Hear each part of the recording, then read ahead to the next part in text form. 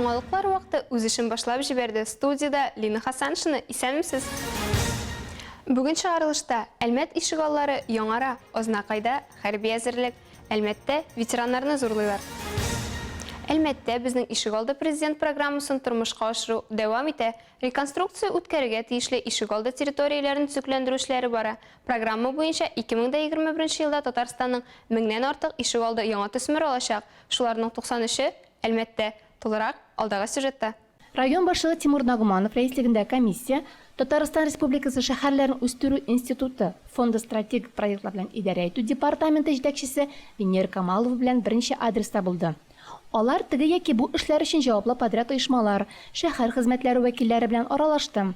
Белгечләр ишегалларын карап чыкканда һәр детальгә игътибар итәләр. Планга, нормативларга туры килмәсә, яки җитешсезлекләр күзгә күренеп тора икән, тикшерүчеләр әлеге төгәлсезлекләрне бетерүне һәм яңадан эшләүне таләп итә. Безнең ишегалды программасы шул йорттагы кешеләр өчен эшләнә. Димәк, барысы да сыйфатлы һәм вакытында башкарылырга тиеш. Форсаттан файдаланып, программага кергән йортларда яшәүчеләр шәһәр Безне парковка урыннары булмавы борчый. Биредә алар юк диярлек. Һәм алар гомумән проект буенча каралмаган. Бездә кир киптерә торган мәйданчыклар күп. Алар безгә гел кирәк түгел. Яшүсмерләр яшендәге балаларга уйнарга урын юк. Нәниләр бит кымлыклар, кырмаларда уйный алалар, ә зурак яшьтәгеләргә урын юк. Безнең ишегалды программасы парковка зоналарын киңәйтүне күздә тотмый. Кайбер очракларда теләкләр белән мөмкинлекләр тәңгәл килми ди белгечләр. Комиссия мәсьәләне хәл итү юлын беренче чиратта нормативларга һәм стандартларга таянып эш итә. Алсу Амирова, Вероника Рябова, Айдар Кабиров, яңалыклар вакыты, Әлмәт Луч телекомпаниясе. Кванториумда Әлмәт мәктәпләре һәм мәктәпкәчә белем бирү учреждениеләре җитәкчеләре белән семинар киңәшмәсе узды. Максаты мәнфәгатьләр конфликты һәм шәхси кызыксынучанлык проблемаларын аңлату, предприятие, оешма һәм бюджет учреждениеләре җитәкчеләре хокук саклау органнарының игътибар үзәгендә. Әйтик, бу балаларны белем бирү учреждениеләренә кабул иткәндә, буш урыннар җитмәгәндә ришвәт алу, шулай ук өстәмә премия бирү яки җитәкченең вазифаларыннан намуссыз файдалану очраклары да була. Яки нинди дә булса хезмәткәр итеп үз туганнарыңны эшкә алу. Бу иң киң таралган коррупция юнәлеше. Белгечләр фикеренчә, кул астындагы хезмәткәрләр арасында туганнар булу катгый тыела. Ведомстводагы туганнары белән булганда артык акча түләүләрен билгеләргә, окладны арттырырга тагын нәрсә дә булса эшләргә мөмкиннәр. Кызганычка каршы, бу коррупцион юнәлеш, җинаять булып тора. Моның өчен җаваплылык бар. Яки шулай ук сез нинди дә булса күзәтчелек органы вәкиле буларга һәм туганыгыз эшли торган оешмага тикшерергә килергә мөмкинсез. Андый очракларны күз уңында тотарга кирәк. Мондый утырышларның максаты вазифаи затларына коррупцион хокук бузулар һәм җинаятләргә юл куймау. Оешма җитәкчесе мондый хокук бузуларның үз артыннан җавапка тартылганын белмәсә, алар махсус да ирексездән дә башкарылырга мөмкин. Прокуратура, контроль хисап палатасы, шулай ук иҗтимагый палата вәкилләре мондый факторларны кисәтәләр һәм бу юнәлештә учреждениеләрне җентекләп тикшереп торалар. Мәнфәгатьләр конфликтын җайга салу буенча комиссия утырышы айга 1 яки 2 үткәрелә. Җәмгыятькә хокукый тәрбия бирү мөһим, дип ассызыклыйлар җыелучылар. Ознакай районында ел сайын 10-нчы сыйныфта укучы егетләр өчен хәрби белем нигезләренә өйрәнү җыены уздырыла. Быел исә бу җыен 24-ннән 26 майга кадәр оештырылды. Бу турыда Эльмира Шәрифуллина сөйли. Бу көннәрдә Альферовка урманы аланы хәрби шәһәрчекне хәтерләтә. Бар тарафта автомат аскан 700 егетләр, рәт-рәт булып палаткалар төзелгән. Бер якта солдат күнекмәләре бара, икенче якта кыр кухнясы җәелгән. Район мәктәпләреннән 6 взводка берләшкән 104 укучы биредә әнә шулай чын солдат мәшәкатьләренә күмелеп яши. Режим көннең һәр минутын нәтиҗәле итеп уздыруга нигезләнеп төзелгән. Тормыш иминлеге нигезләре фәне программасы буенча егетләр тәүлеклек наряд таләпләре, каравыл, часовой хезмәтләре белән танышалар, утлы корал белән эш итү, химик саклау чаралары, тактик, медицина әзерлеге буенча дәресләр алалар. По программе и по плану подготовки егетләрне армия сафларына әзерләү планы һәм программасы буенча бу чарага 70 сәгать бүленеп бирелгән. 35 сәгать теория өлеше ел дәвамында 10-нчы сыйныф программасы буенча алып барыла, һәм инде 35 сәгать хәрби кыр җыенына бирелә. Безнең Ознакай районы һәр ел сайын бу программаны төгәл башкарып чыга. Йомгаклау көнендә югары күрсәткечләргә ия булучыларга мактау кәгазьләре, грамоталар тапшырыла. Хәрби җыеннарда катнашып, район башлыгы Марсель Шайдуллин һәм район хәрби комиссары Рәдиф Камалеев яшьләрне тормышка әзерләүдә беренче чыныгу биргән әлеге чараның быел да зур оешканлык белән узуын билгеләп үттеләр.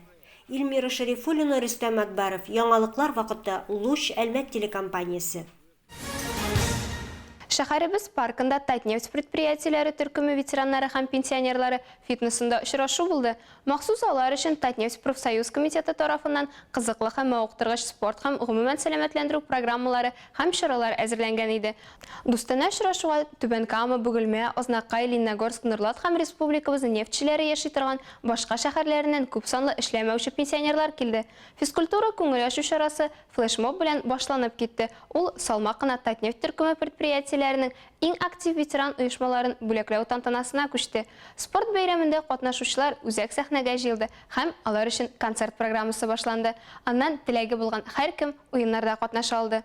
Пенсионерлар турында кайгырту, эшләмәүчеләр турында күбрәк. Алар үзләрен коллективтан аерылган итеп тоймасын, позитив калсыннар өчен мөһим. Чөнки бу һәр ярдәмгә рәхмәтле була белгән кешеләр һәм алар сафта калырга тиеш. Без аларны яратырга, кадерләргә, ярдәм итәргә тиеш. Безнең ветераннар яхшы тормышка бик лаек. Алар турында профсоюз комитеты кайгырта, администрацияга, Маганов Наил Өлфәт улына зур рәхмәт. Без аны бик хөрмәт итәбез, чөнки бер генә пенсионер да, бер генә ветеран да онытылмаган. Ветераннар хәрәкәтен үстерүгә зур игътибар бирелә. Нәкъ менә пенсионерларны һәм активистларны чакырулары бик шәп. Алар үз үрнәкләре белән тормыш башлануын һәм дәвам итүен күрсәтә. Өйдә утыручылар бездән үрнәк алсыннар.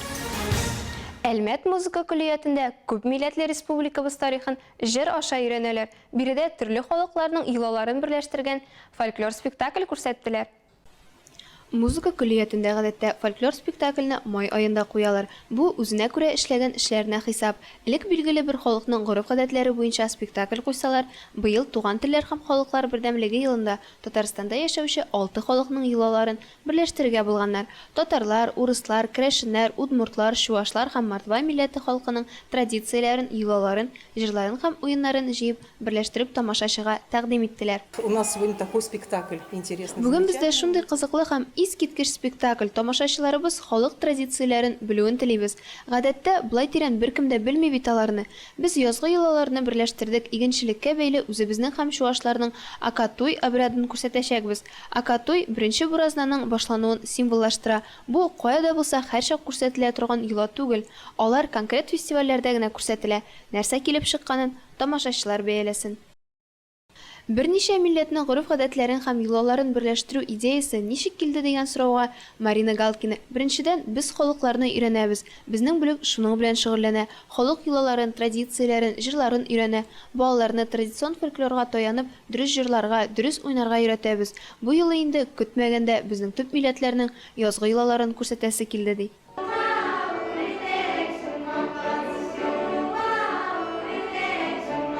Бу спектакль үсеп килүче буын өчен бик мөһим, чөнки музыкаль зәвык формалаштырып кына калмый, үз халкына мәхәббәт тәрбияли. Төрле милләт студентлары мондый спектакльләрдә катнашып, республиканың бай халык гореф-гадәтләрен бик теләп өйрәнәләр. Татар халкының көтеп сагынып алган бәйрәме Сабан туе якынлаша. Быел бәйрәмне районнарда 12-13 июнь көннәрендә уздырачаклар. Аңа әзерлек инде башланды. Бөгелмәнең Батыр балалар бакчасында Сабан туенда җиңүчеләргә дип махсус сөлгеләр чигәләр. Күп гасырлык тарихны сыйдырган милли киемнәр, ашъяулыклар, сөлгеләр бу татар халкының үткәнен бүгенгесе белән тоташтыручы байлык. Алар балалар күзендә әби-бабаларыбызның йөзен чагылдыручы асыл ташлар булып балкый. Балаларга тәкъдим ителгән сөлгеләр бакча мөдире Әлфирә Галәветдинова эшләре. Йолалар яңаданга кире кайта бит. Кызлар кияүгә чыкканда, егетләр аны армияга затканда яңаданга онытылып килгән гадәтләребез искә төшереп, кылаулыклар, бигрәк тә күбрәк кылаулыклар сырыйлар. Кияү бүләк итеп кылаулыклар сырыйлар, егетнең йөргән кызның егеткә бүләк иткән кылаулыгы. Аляпкычлар һәм инде иң зур йолаларның берсе ул батыр сөлгесе һәм килен сөлгесе тип йортка төшкәндә бүләк итеп бирелә торган. Батыр балалар бакчасында милли тәрбия эшләре актив алып барыла. Бирдә һәр бәйрәмгә атап төрле чаралар уздыралар. Туудан алып балаларга милли исем кушу, бишек җырларын ишеттерү, милли тормыш нигезләрен өйрәтү – бу төп максатыбыз ди тәрбиячеләр. Без төрле йолаларга, татар халкының йолаларына, бәйрәмнәренә мөрәҗәгать итәбез. Сабан туйлары, аулак өйләр үткәрәбез, Нәүрүз, Карга боткаларын, Сөмбелә бәйрәмнәрендә үткәрәбез. Ата-аналар актив катнаша, алар үзләренең кулларына килгәнчә ярдәм итәләр. Балалар бакчасына җирле Аккалфак татар хатын-кызлар оешмасы да ярдәм итеп тора. Алда милли бәйрәмебез, төп бурычыбыз аның аслын балаларга җиткерү ди алар. Biz indi балаларны кичкенәдән балалар бакчаларыннан башлап тәрбияли башлыйбыз. Менә бүгенге көндә балалар бакчасы, Батыр балалар бакчасында без балаларга һәм инде үзебезнең татар хатын-кызларын ничек иттереп сабан туена әзерлекне алып барганны күрсәтәсебез килә. Без инде монда сөлгеләр чигәбез, чиккән сөлгеләрдә бик күп бихисап дип әйтергә була. Безнең бу балалар бакчасында иң беренче мөдирләре бик актив, Альфирас хатыны үзе, һәм инде аның тәрбиячеләре барысы да аның кул астында матур итеп шайтырып татар халык гореф-гадәтләрен өйрәтеп киләләр балаларга. Бакчада чигелгән сөлгеләр сабан туе күрке булып, көрәш батыры һәм ат чабуында җиңүчегә тапшырылачак. Айгөл Шәрәфиева, Максим Брюхачев, Луч Әлмәт телекомпаниясе. Яңалыклар вакыты.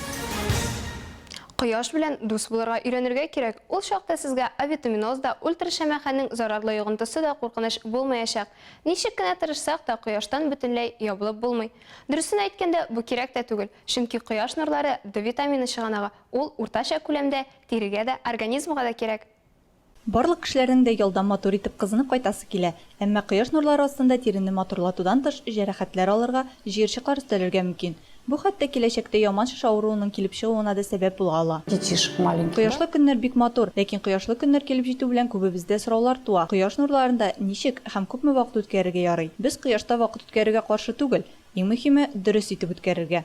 Саклану өчен ике киңәшебез бар. Булдыра алган кадәр кояшта булу вакытын киметергә. Әгәр кояш астына чыгарга кирәк икән, кояштан саклый торган кремнар кулланырга кирәк. Сездә күңелсез нәтиҗәләр булмасын өчен профессиональ SPF кремнар кулланырга кирәк. Алар кояш нурларыннан гына яклап калмый, тирегә өстәмә карау да бирә. Безнең якларда кремның фильтры 30дан ким булмасын. Әгәр җылырак якларга китергән ниятегез булса, фильтр кимендә 50 берәмлек булырга тиеш. Җәйге вакытта балалар да бик күп вакытын урамда үткәрәләр. Урамга иртәнге 6дан 10га кадәр, көннең икенче яртысында 3тән соң чыгарга ярый. Сәгать 11дән 3кә кадәр кояш астына чыгу тирегә дә, организмга да зыянлы. Әгәр сезнең кояштан кызыллык барлыкка килсә, табибларга мөрәҗәгать итү зарур. Кояш астында үткәргән вакыт һәм гомумән җәйге көннәр ел дәвамында җиңеллек белән искә алынсын өчен, яңа җыерчыклар һәм пигмент таплар пәйда булмасын өчен, экспертларның сүзләренә колак салырга киңәш итәбез. Үзегезне саклагыз. Алсу Нуриева, Айдар Кәбиров, Яңалыклар вакыты, Әлмәт Луч телекомпаниясе. Бу сезгә җиткерәсе соңгы мәгълүматыбыз иде. Мин Лина Хасаншина һәм монтажер Илдар Гыймаев сезнең белән сау булашабыз. Игътибарыгыз өчен рәхмәт.